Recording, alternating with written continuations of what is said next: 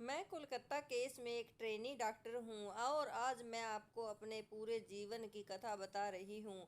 मैं अपने माता पिता की इकलौती लाडली बेटी, जिसका सपना था बड़ी डॉक्टर बनकर अपने माता पिता का नाम रोशन करना और अपने सपनों को पूरा करना।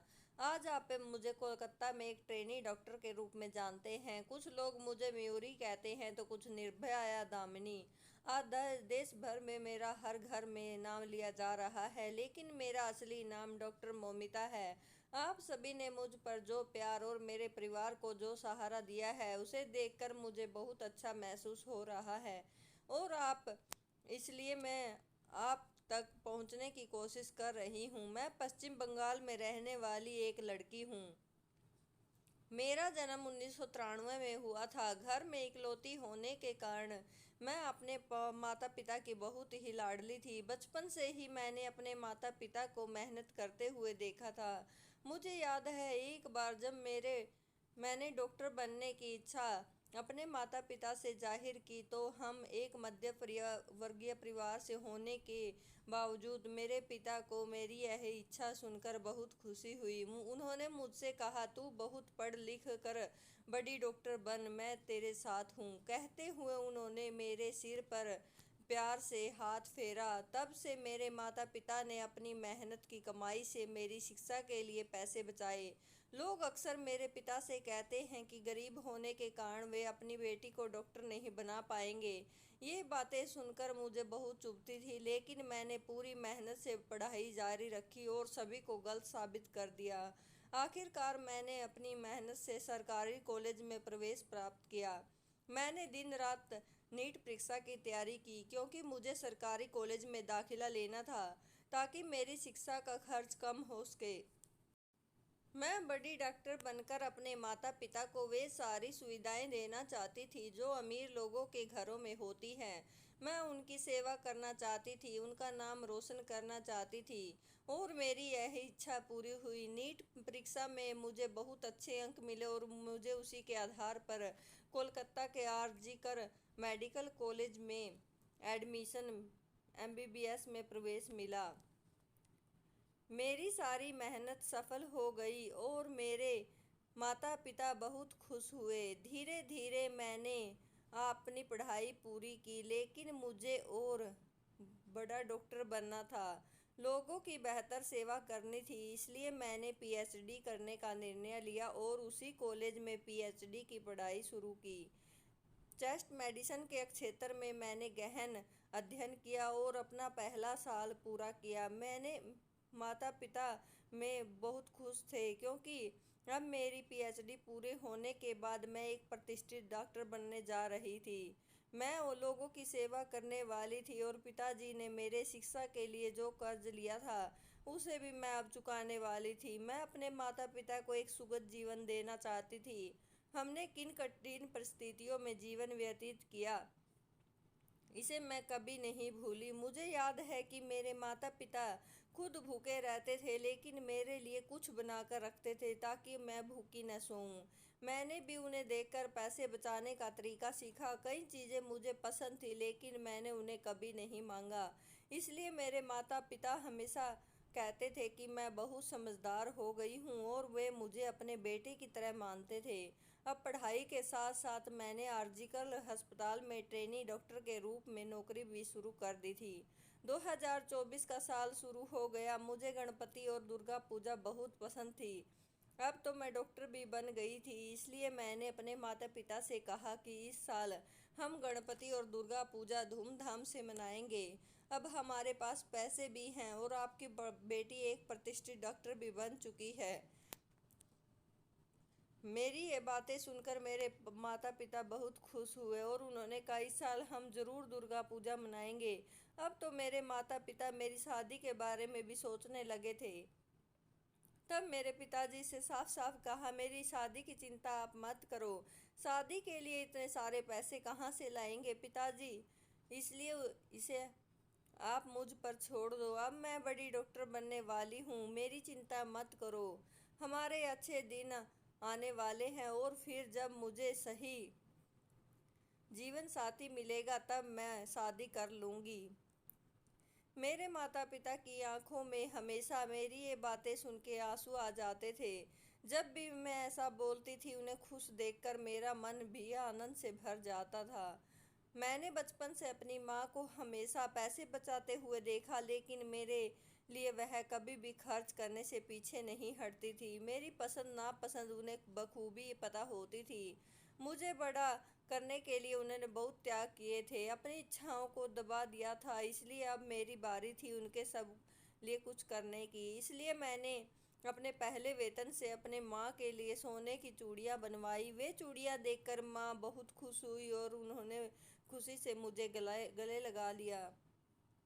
सब कुछ ठीक चल रहा था। पिछले 6 महीनों से मुझे नाइट शिफ्ट भी मिलने लगी थी।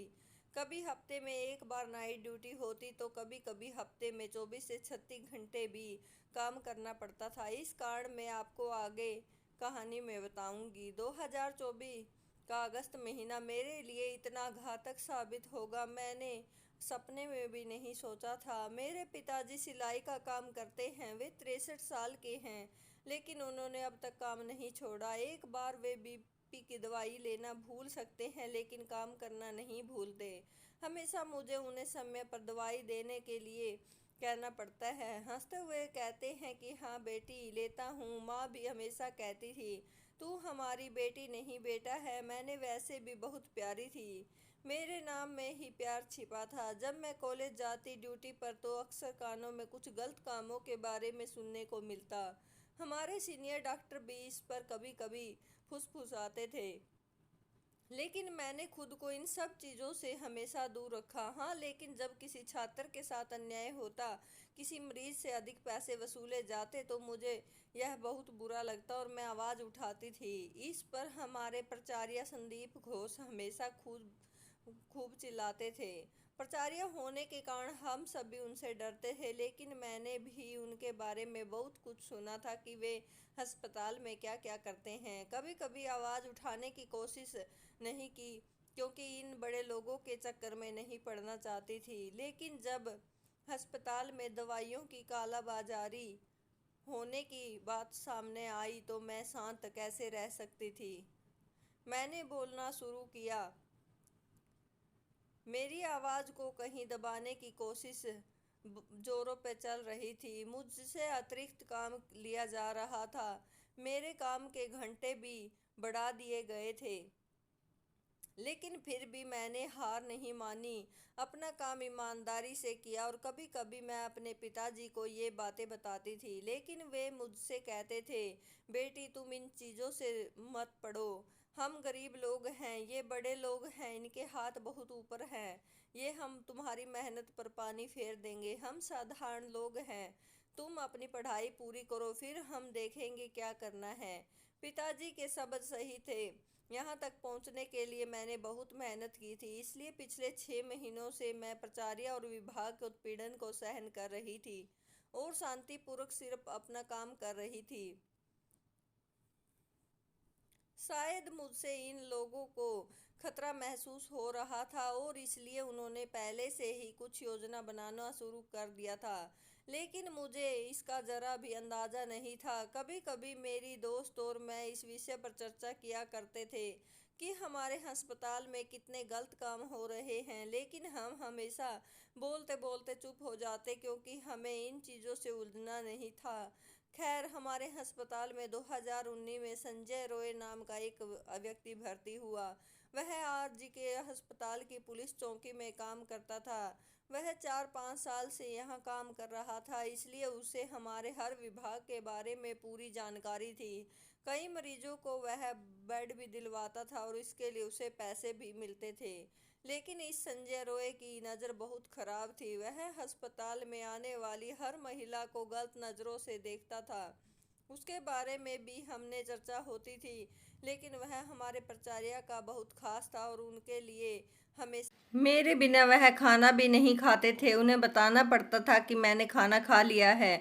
उस दिन भी मुझे जरा सा अंदाजा नहीं था कि मेरी माँ आखिरी बातचीत होगी। माँ ने फ़ोन उठाते ही मेरे ने पूछा, पिताजी समय पर दवाइयाँ ले रहे हैं ना, इसका ध्यान रखना, मेरी चिंता मत करो, मैंने खाना खा लिया है। मेरे पिताजी को बीपी की समस्या थी, इसलिए समय पर दवाइयाँ लेना उनके लिए बेहद ज़रूरी था। उनकी दवाइयाँ कभी नहीं छूटनी चाहिए, इसका पूरा ध्यान मैं रखती थी। मुझे याद है एक बार पिताजी की दवाइयाँ रात में ख़त्म हो गई थी। पिताजी ने सोचा कि एक दिन दवा न लेने से क्या फ़र्क पड़ेगा, सुबह जाकर दवा ले आऊँगा। लेकिन मैंने घड़ी में देखा, रात के 11 बजे थे। मैंने वहीं सबका खाना रोक दिया और कहा, पिताजी की दवा आने तक कोई खाना नहीं खाएगा। और इतनी रात में भी मैंने उनके लिए दवा का इंतज़ाम किया। लेकिन अब अस्पताल में ज़्यादा काम होने के कारण मुझे घर पर ध्यान देने का समय नहीं मिल रहा था, इसलिए मेरी माँ को ज़बरदस्ती सब कुछ समझाना पड़ता था। मुझे याद दिलाना पड़ता था कि पिताजी की देखभाल करें। उस दिन भी सब कुछ बिना भूले बताए और माँ से बात करके मैंने पूरे फ्लोर पर जाकर मरीजों का चेकअप किया। इसके बाद मैं आराम करने और अगले अध्ययन के लिए तीसरी मंजिल पर सेमिनार रूम पहुंची। लेकिन मुझे नहीं पता था कि वहां जाना मना है। मुझे तो अब पता चला कि बगल में बिल्डिंग का काम चालू होने के कारण ऊपर किसी को जाने नहीं दिया जा रहा था। मैं तो वहाँ चली गई। दोपहर के 2 से 3 बजे तक मैंने अपनी पढ़ाई की। मैंने सोचा अब थोड़ा सो लेना चाहिए। 36 घंटे की ड्यूटी के कारण मुझे बहुत थकान महसूस हो रही थी। मरीजों की सेवा में लगे रहने के कारण खुद पे ध्यान देने का समय नहीं मिल रहा था। दूसरों को जीवन दान देने वाली मैं अपने जीवन की देखभाल के लिए समय नहीं निकाल पा रही थी। इसलिए किताबें और डायरी बंद करके सेमिनार हॉल में ही शांत होकर सो गई। इतनी गहरी नींद में थी कि सेमिनार हॉल में कौन आ रहा है, कौन जा रहा, इसका भी मुझे कोई ध्यान नहीं था। फिर क्या, सुबह के समय संजय रॉय शराब पीकर सेमिनार हॉल में आया। सेमिनार हॉल में कोई आया इसका भी मुझे पता नहीं, क्योंकि मैं गहरी नींद में थी। उसके आते ही उसकी नज़र मुझ पर पड़ी और उसके अंदर का राक्षस जाग गया। वह मेरे पास आया और उसने मेरे शरीर को छुआ। नींद में होने के कारण मुझे ज़्यादा समझ नहीं आया, लेकिन जब शरीर पर हाथ फिरने लगा तब मैं समझ जाग गई। सामने संजय रॉय जैसा दुष्ट व्यक्ति देखकर मैं बहुत डर गई। नींद में होने के कारण खुद को संभालने में मुझे समय लगा। मैंने खुद को बचाने की बहुत कोशिश की, लेकिन उसने बहुत ज़्यादा शराब पी हुई थी। उसके मुंह से बदबू से मुझे ये समझ आ गया था कि वो मेरी कोई बात सुनने वाला की हालत में नहीं था। मैं उससे मिन्नत कर रही थी, मुझे छोड़ दो कह रही थी, लेकिन उसे मुझ पर जरा भी तरस नहीं आ रहा था। आखिरकार मैंने ज़ोर ज़ोर से चिल्लाना शुरू कर दिया। तब वो थोड़ा डर गया और जल्दबाजी में उसने मेरे मुंह पर हाथ रख दिया ताकि मेरी आवाज़ न निकल सके। मैं उससे लड़ रही थी, मन ही मन प्रार्थना कर रही थी कि कोई मेरी आवाज़ सुन ले। लेकिन उस रात मेरी आवाज़ किसी ने नहीं सुनी, क्योंकि उस रात ऊपर वाले फ्लोर पर किसी को आने की इजाज़त ही नहीं थी। जैसा कि अब पता चला है, इसका मतलब है कि मेरे खिलाफ सारा षड्यंत्र पहले से ही रचा गया था। मैं उस दरिंदे को अपने से दूर धकेलने की कोशिश कर रही थी, लेकिन पता नहीं उसमें इतनी ताकत कहाँ से आई। जितना भी मैं कोशिश कर रही थी वो मुझसे दूर नहीं हो रहा था। मैं खुद को उससे बचा नहीं पाई। लड़ते लड़ते मैं हार गई और फिर उसने मुझे नोचना शुरू किया, मुझे मारना शुरू किया। मैं पूरी तरह से ठंडी पड़ गई थी। कौन कौन मेरा शोषण कर रहा था ये समझ में नहीं आया। मेरे दर्द से चीखें निकल रही थी। मैं इतनी जोर से चीख रही थी कि मेरी चीखें पूरे हॉस्पिटल में गूंज रही थी, लेकिन न जाने क्यों मेरी आवाज़ किसी को सुनाई नहीं दी। चिल्लाते चिल्लाते मेरा शरीर बिल्कुल ठंडा पड़ गया था और फिर मेरे स्त्री सम्मान और मेरे सपनों की हत्या कर दी गई, वो भी बहुत ही निर्ममता से। आखिरकार मेरी जान चली गई, लेकिन मेरे शरीर पर शोषण की निशानियां रह गई। मेरा चश्मा टूट गया, उसकी किरणें मेरे खून से सने हुए आंखों में घुस गई थी। मेरे फटे हुए होंठ, मेरी आवाज़ दबाने के लिए उसने मेरा गला दबाया था। खुद को बचाने की कोशिश में मेरे खून से सने हुए नाखून, मेरे शरीर के किए गए अनगिनत वार और जांघ की टूटी हुई हड्डी, मेरी टांगें और घायल हुई मेरे जननांग, इतना सब कुछ सहने के बाद भी मैंने उन पुरुषों की क्रूरता का मुकाबला किया था। लेकिन काश उन पुरुषों में भी थोड़ी सी संवेदनशीलता होती तो मेरी आखिरी सांस तक मैं जिंदा रह पाती। मेरे शरीर पर वार करते समय उन्होंने सोचा होता, मुझे मारते समय उन्हें खुद को भी दर्द महसूस हुआ होता, लेकिन वो दरिंदे की तरह आकर मुझे बर्बाद कर गए। दोस्तों, उस दिन मेरे अंदर के स्त्रीत्व का बलात्कार हुआ और आखिरकार इस ट्रेनी डॉक्टर मोमिता ने दुनिया से अलविदा कह दिया। मरते समय मेरी आंखों के सामने सिर्फ मेरे माता पिता का चेहरा था। अब उनका क्या होगा, यही सवाल मेरे दिल में बार बार आ रहा था।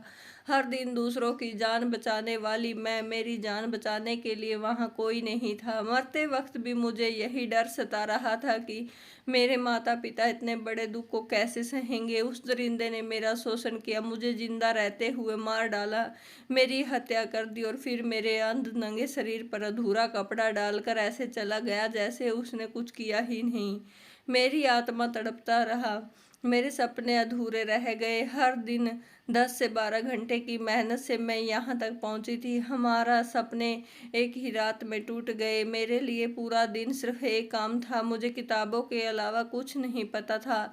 मुझे एमडी में गोल्ड मेडल चाहिए था, टॉप कर डॉक्टर बनना था। मैंने अपनी डायरी में यही लिखा था, क्योंकि मेरे माता पिता ने बड़ी मेहनत से मुझे पढ़ाया था और एक रात में उनकी मेहनत और मेरी पढ़ाई सब कुछ जल कर राख हो गई। असल में अगले दिन से क्या हुआ, कैसे अपराधी पकड़े गए, अब सब आपको पता ही है। लेकिन फिर भी अगले दिन सुबह मेरी आत्महत्या की खबरें मेरे घर पहुंची। आपकी बेटी ने हॉस्पिटल में आत्महत्या कर ली, ऐसा बताया गया। माँ तो सब कुछ खत्म हो गया कहकर रोने लगी। पिताजी तो कुछ सोचने की हालत में ही नहीं थे। पड़ोस में रहने वाले और रिश्तेदारों ने उन्हें संभाला और हॉस्पिटल लेकर आए। दौड़ते हुए आने वाले मेरे माता पिता अपनी बेटी को आखिरी बार देखने के लिए तड़प रहे थे, लेकिन उन्हें अंदर जाने नहीं दिया जा रहा था, क्योंकि अंदर मेरी हत्या के सबूत मिटाए जा रहे थे। मेरी माँ गिड़गिड़ा रही थी, बेटी को एक बार देखने दो कह रहो कर रो रही थी। पूरे दिन 3 घंटे बाद मेरे माता पिता को मुझे देखने की इजाज़त मिली। बेटी को घायल और अधनंगी हालत में देखकर मेरे माता पिता तुरंत समझ गए, यह आत्महत्या नहीं हो सकती है। हमारी बेटी आत्महत्या करने के लिए डॉक्टर नहीं बनी थी। मेरी ऐसी हालत देखकर माँ और पिता तुरंत बोले, यह बलात्कार है। माता पिता थे ही, लेकिन रिश्तेदार, दोस्त, सहयोगी सब मेरे लिए जोर से आवाज़ उठाते हैं। मेरा बलात्कार करके मेरी हत्या की गई, इसलिए सभी गुस्से में थे। इतना बड़ा हंगामा देखकर पुलिस आखिरकार बहुत देर से वहां पहुंचती है और फिर पूछताछ शुरू होती है। तब तक काफ़ी भीड़ इकट्ठा हो चुकी थी। इतनी बड़ी जनता के आक्रोश में संजय रॉय अपने हेडफोन के सहारे पकड़ा भी जाता है। बिना कुछ कहे वो आरोपी अपना गुनाह भी कबूल कर लेता है, फिर उसे गिरफ्तार कर लिया जाता है और मामला वहीं ख़त्म कर दिया जाता है। किसी का कहना है मेरे साथ सिर्फ बलात्कार हुआ है, तो कोई कह रहा है कि सामूहिक बलात्कार हुआ है।